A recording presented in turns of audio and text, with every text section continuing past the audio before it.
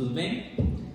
Aqui novamente o professor Victor e nós hoje estaremos conduzindo o nosso bloco Diálogo das Fontes. E eu tenho a grande honra de estar aqui convidando e também dialogando com a minha cara amiga Camila Vanini. E Camila Vanini, ela é mestranda em Direitos Coletivos e Cidadania, Minter, UNERP e FASIP.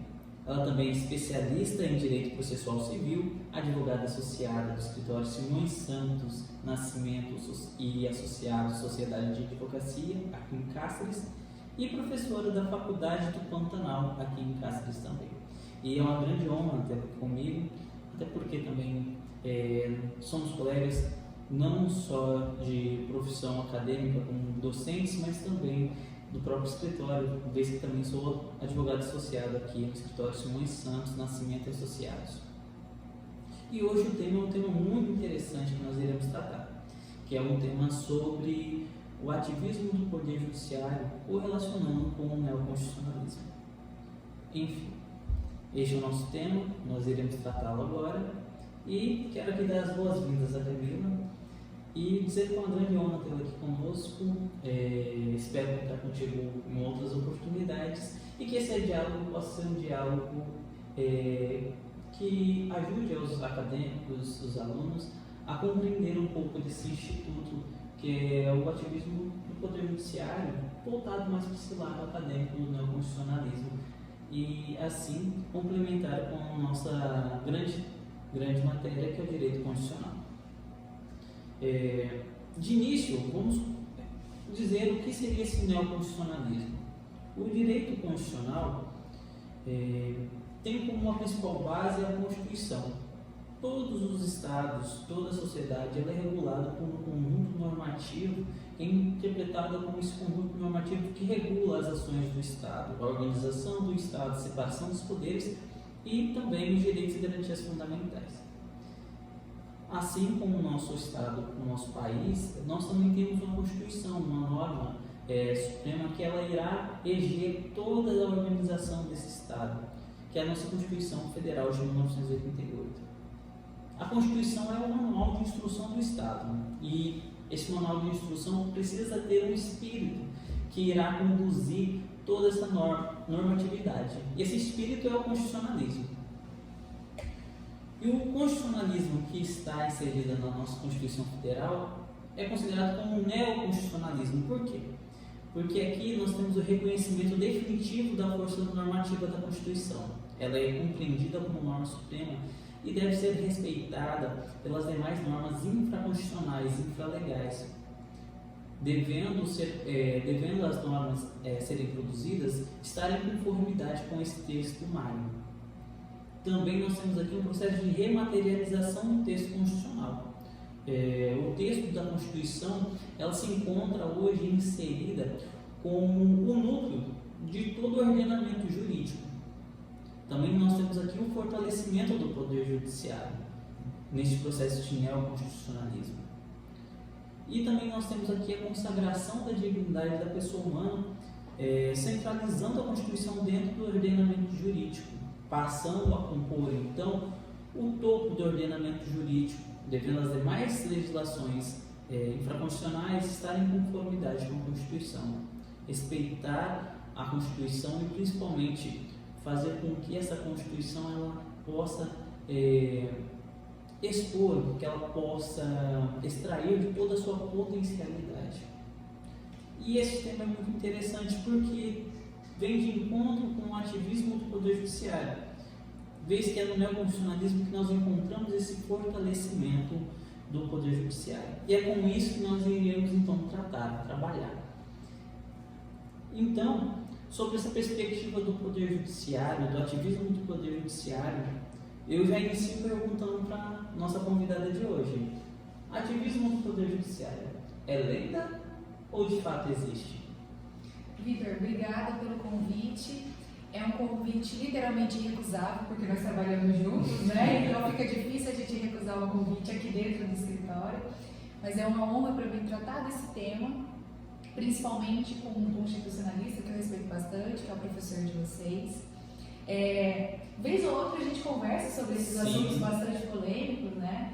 Eu iniciei lecionando na Faculdade do Pantanal justamente com Teoria Geral do Estado, então a gente fala um pouco dessa parte geral do direito constitucional e entender, compreender ou tentar compreender esse fenômeno do ativismo judicial. Ele é bastante interessante porque a gente vive num momento de crise. Com certeza. Não dá nem para a gente dizer e mensurar que tipo de crise, né?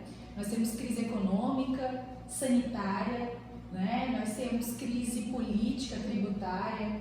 Então, nós temos um contexto na nossa sociedade de crise, uma crise generalizada. E é justamente nesses momentos de crise que o ativismo judicial ele ganha contornos mais expressivos, né? Então, a gente tem um cenário que a divisão tradicional dos poderes, né, até proposta por Montesquieu, em poder legislativo, judiciário e executivo, elas começam a ter uma determinada tensão, porque um poder não consegue atingir a sua máxima efetividade. Então, até por aquele sistema, né, de equilíbrio entre os poderes, vez ou outra, um desses poderes é chamado para regulamentar uma situação que não está muito bem definida. E quando a gente fala em ativismo judicial, a gente está falando justamente dessa atuação do Poder Judiciário voltada para suprir uma falha no Executivo ou do Legislativo. Então, o Estado ele não consegue promover, por exemplo, de forma efetiva, políticas públicas que assegurem meus direitos fundamentais. Né? E quando você me diz assim, ativismo judicial é lenda, né, ou de fato existe, isso tem uma referência a respeito das concepções que nós vamos adotar sobre o que é ativismo. Né? Então, nós temos uma tendência na nossa doutrina, encampada pelo ministro Luiz Roberto Barroso, por exemplo, que ele diz o seguinte: ativismo judicial é uma ação proativa do Poder Judiciário. Então, ante uma falha legislativa ou do Poder Executivo, o Poder Judiciário é chamado a atuar, a suprir uma necessidade, uma demanda de saúde, por exemplo. Né? Faltam leitos para internação, faltam medicamentos, então o judiciário é chamado para suprir essa questão. A crítica que se faz é o seguinte: se eu tenho um modelo de separação de competências e de atribuição de competências proposto pela Constituição, que a gente sabe que é o nosso texto máximo, até que ponto eu posso relativizar isso e até que ponto os poderes podem atuar em atividades que não são suas funções típicas? Então, até que ponto o Poder Judiciário pode, por exemplo, determinar que determinada política pública seja implementada? Ou até que ponto o Poder Judiciário pode atuar de forma a determinar como o Estado vai gerir seus recursos públicos? Essa é o grande desafio de se discutir ativismo judicial. Então, você pode compreender o ativismo até como uma questão de obtenção da máxima efetividade dos direitos fundamentais. Né? Nós sabemos que nós temos uma Constituição vigente, né? E você pode até falar melhor disso, a respeito desse processo histórico e de como a gente vem num período de exceção, né? Voltado para a promoção dos direitos e garantias individuais, sociais, né? Em razão do período de exceção em que houve uma dura repressão a essas mesmas garantias e direitos. Então, a gente tem uma Constituição que ela pretende ser dirigente. Ela possui postulados muito bem fundamentados. E não parece razoável que isso fique só no plano programático, né? Essas garantias precisam ser implementadas. Então, também não me parece razoável que o cidadão fique sentado aguardando uma resposta do Estado que nunca chega. Você concorda? Com certeza, até porque isso que você nos apresentou é justamente nós passamos por esse processo de redemocratização, até porque nós havíamos superado um período de recessão e de não garantia de direitos fundamentais, até porque as liberdades públicas, entre elas a própria expressão, a possibilidade de você expressar de uma livre consciência era reprimida. Por isso nós estamos diante de uma Constituição analítica e uma Constituição que prevê praticamente quase tudo.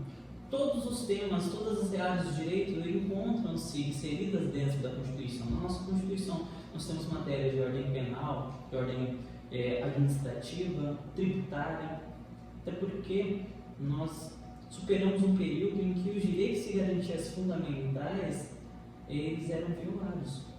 Então, o Constituinte originário, diante desse processo de redemocratização, ele se viu na necessidade de garantir todos os direitos e garantias fundamentais dentro de um texto que fosse um texto superior e que, pela força normativa da Constituição, necessariamente deveriam ser cumpridos e garantidos pelo Estado. Então, assim, esse diálogo, principalmente essa organização que o próprio Estado propõe de seus poderes, nós verificamos que são funções e competências bem claras do Poder Legislativo, Executivo e do Judiciário. E o Poder Judiciário ele já tem na Constituição essa missão de ser o guardião dela, de proteger o cumprimento efetivo das normas estabelecidas dentro do corpo constitucional. Mas até que ponto essa proteção, até que ponto essa atuação do Poder Judiciário ela é coerente e até que ponto essa atuação ela está dentro dos limites constitucionais estabelecidos? Esse é um desafio. Esse é o maior, talvez, desafio de falar em ativismo. Porque se a gente pensar o ativismo como uma máxima efetivação de direitos fundamentais, a gente ainda está numa situação razoável, né? De promoção mesmo de garantias. Agora, se a gente começa a visualizar determinadas situações no caso concreto, em que se faz uma interpretação muito elástica de determinado direito, que está em confronto com o texto constitucional, nós temos um problema. Porque aí a gente tem uma forma de mutação do texto constitucional que não está prevista. Porque a gente sabe que a forma de alterar o texto constitucional é por meio de emenda. Né? Então, se a gente começa a promover interpretações que vão promover essa elasticidade muito grande do texto, ou mesmo nós estamos subvertendo o que está previsto no ordenamento, e principalmente no texto constitucional, nós acabamos conferindo um poder muito grande para o judiciário. Um protagonismo muito exacerbado do Poder Judiciário e que pode ser feito, e a gente tem que refletir isso, não só pelo Supremo Tribunal Federal, porque o Supremo Tribunal tem essa função, certo, de guarda da Constituição também, né? Só que se a gente faz essa interpretação de ativismo judicial, dessa possibilidade de intervenção do Judiciário nas esferas legislativa e executivo, por uma questão de paridade, a gente pode começar a ter situações, nós temos situações, em que primeiro grau de jurisdição promove uma subversão desses valores. E isso é extremamente complicado. Como é que a gente fala que uma atuação de primeiro grau está subvertendo uma ordem jurídica estabelecida na Constituição Federal? Que grave. Né? É sensível demais. Sim. Isso fica muito discricionário da vontade do julgador. E aquele objetivo primário do Poder Judiciário, em face dos demais poderes, que é o de controle de legalidade, acaba tomando outras dimensões. E você acaba empurrando para o Judiciário uma situação que se torna gravosa para o cidadão. Então o cidadão recorre ao Poder Judiciário falando, olha, eu preciso dessa prestação. Só que se isso é subjetivo do julgador, isso pode ser tanto favorável para você quanto desfavorável. Porque você está à mercê de uma liberdade de julgar. Né? Então é essa a preocupação. Nós podemos ter uma interpretação voltada sim para a promoção, para a máxima efetividade dos direitos fundamentais, mas nós temos que estar preocupados na casuística mesmo, né? É caso a caso que a gente tem que analisar essas questões, não tem como a gente traçar uma linha, né? Traçar uma regra e falar, não, todas as questões vão ser tratadas da mesma forma. Fazer uma análise abstrata não tem como, né? Fazer uma análise muito genérica, né? Eu, Vitor, não gosto muito de heroísmos, Sim. sabe? Então eu tenho muita ressalva com esses superpoderes. Então sempre que eu tenho um problema, sempre que eu estou insatisfeito com determinada atuação, seja ela legislativa ou executiva, eu corro para o judiciário. Então, essa supervalorização, essa exacerbação das atribuições da Constituição Federal, no meu ponto de vista, elas configuram até mesmo uma ameaça para o próprio cidadão que vai atrás dessa prestação jurisdicional. É claro que ninguém demanda à toa, né? Mas a gente tem que ter essa preocupação com esses heroísmos. Você se recorda bem, recentemente nós tivemos discussão a respeito se caberia a existência ou não de um poder moderador na Constituição de 1988. Né? Um poder que foi lá previsto na primeira Constituição de 1824. Algo que foi extinto do nosso ordenamento há séculos. Então, se há algo que é tão óbvio, né, que é tão facilmente constatado da Constituição, a gente ainda tem polêmica, imagine essas questões sensíveis que ficam à mercê do sentimento e do entendimento pessoalizado do magistrado. Né? Aqui eu não estou defendendo que o magistrado não tem liberdade de decidir, longe disso. Né? É uma liberdade motivada, fundamentada. Né? O que eu estou dizendo é o seguinte: precisamos pensar isso com calma e afastar paixões, sentimentalismos e minhas vontades pessoais, e em atenção mesmo ao nosso texto máximo, que é a Constituição. E este ponto, Camila, que você apresenta em relação a esse superpoder, ele também acaba criando uma ameaça à própria concepção de separação dos poderes, porque acaba criando-se um descrédito aos demais poderes, ao poder legislativo e ao poder executivo. Inclusive, em 2018, tivemos algumas pesquisas nas quais apontaram que mais de 80% da população brasileira não se sente representada por aquelas pessoas que estão inseridas em cargos políticos. E isso vem em contraposição à judicialização em massa das demandas. Demandas que poderiam ser resolvidas em outras instâncias ou buscar respaldos em outras instituições, mas que o cidadão ele acaba preferindo ingressar com ação judicial de imediato. Até porque também em razão do direito de petição. Mas você encara então essa questão do superpoder como talvez uma grande problemática, a separação dos poderes? Não só uma problemática com relação à separação dos poderes, como uma ameaça à própria ordem democrática. Né? Nós temos um sistema que é um Estado democrático de direito, que significa que nós estamos submetidos a uma ordem jurídica. Né? E no momento que eu subverto essa ordem, que eu relativizo demais essa ordem, essa separação de poderes, eu começo a visualizar situações de abuso de poder. Né? Então, um ponto legal que você tratou é de judicialização e ativismo. Né? A judicialização, a gente vinha até conversando, não é um mal em si mesmo. Judicialização é justamente o poder que eu tenho, né? O direito que eu tenho, melhor dizendo, de demandar. Eu tenho esse direito inerente como cidadão. Isso não é um problema. O problema é quando essa judicialização em massa provoca uma reação do julgador de atuar onde a lei não permite. Esse é o problema. Né? A judicialização ela é um sintoma, talvez, da crise política que nós falamos, por exemplo. Então, você citou a respeito do descrédito nas instituições. Isso é muito grave. E é por isso que eu comecei falando, onde tiver crise política, a gente vai ter um problema de ativismo. Justamente por essa sensação de impotência, de ineficiência, de incompetência. Então, eu sinto que o poder executivo falhou comigo. Eu vou recorrer a outro poder, eu vou recorrer ao judiciário. Né? Então, eu encaro, sim, com ressalvos, diante dessa subversão da nossa ordem jurídica e numa tentativa de tentar promover algo que é benéfico, subverter a ordem jurídica e causar um mal maior ainda ao próprio sistema.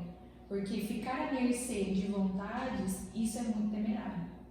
Então, diante dessa conclusão, principalmente dessa condução do diálogo, o ativismo não é lenda. No meu ponto de vista, não é lenda, é uma realidade que a gente precisa encarar de frente, compreendê-la no caso concreto, para evitarmos abusos e, de fato, promovermos a máxima efetivação dos direitos fundamentais. E esse é o nosso objetivo. Na verdade, o objetivo da Constituição, né? Que são atuações dentro dos limites constitucionais, buscando essa harmonia entre os poderes, que são autônomos, mas ao mesmo são harmônicos, justamente. Então, o ativismo não é lenda, o ativismo ele existe, mas que nós devemos olhar sempre com ressalvas ao caso concreto. Exatamente. Perfeito. Camila, novamente uma satisfação pela aqui, uma conversa esclarecedora em relação ao ativismo, porque, querendo ou não, é um tema que vem sendo debatido. Vai continuar recente por muito tempo. Recente por muito tempo, né? E agradeço de coração mesmo. Espero que esse diálogo tenha contribuído para os acadêmicos e espero vocês até uma próxima. Até mais. Obrigada, pessoal. Obrigada, Vitor. Tá, a gente vai falar aquela parte. Beleza.